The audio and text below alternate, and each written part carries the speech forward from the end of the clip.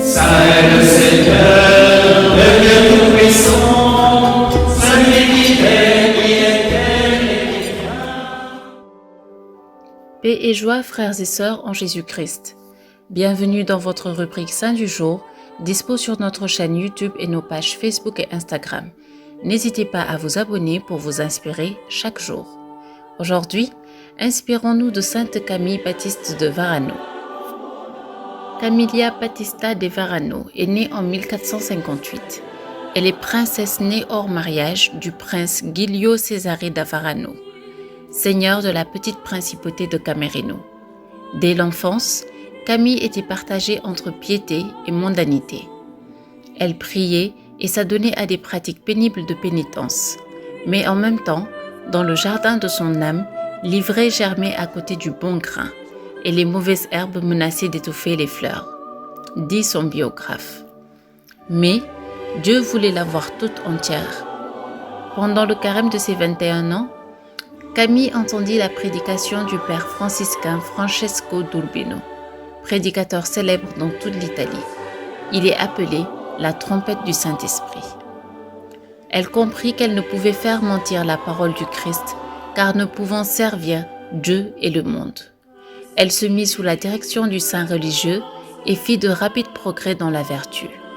Quelque temps après, agenouillée au pied de l'autel, elle consacrait à Dieu sa virginité. Mais cela ne suffit pas au Seigneur. Battista dit elle-même : « Celui qui est la fleur des champs et le lys des vallées m'apparut à plusieurs reprises, et après m'avoir inondé d'un déluge de grâce, me laissa dans mon âme 3 lys d'un parfum délicieux, une haine du monde invincible, une humilité sincère, un ardent désir de souffrance. » Chez son père, elle embrassa alors la règle si austère de Sainte Claire et tint bon avec son énergique résolution malgré les tentations de ses parents.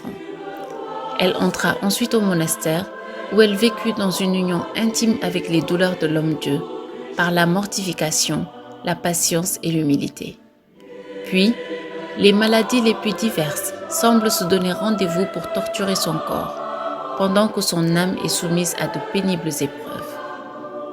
Les ténèbres s'épaississent autour d'elle, de violentes tentations l'assiègent et de longues sécheresses qui lui font oublier les délices passées viennent resserrer son cœur, au point qu'on l'entendit murmurer dans une de ses prières : « Voilà 3 ans que j'erre dans les ténèbres.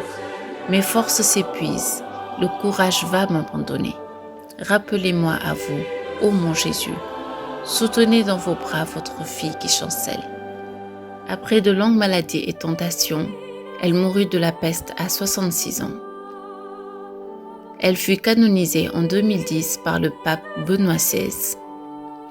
En ces temps de pandémie où nous prenons conscience que ce monde passera, sachons comme Sainte Camille faire le bon choix, celui de servir Dieu. Aujourd'hui, nous fêtons aussi la Sainte Pétronie et le bienheureux Marien de Rocacassal. Bonne fête à tous les homonymes, à demain pour de nouveaux saints, et d'ici là, prions chez nous.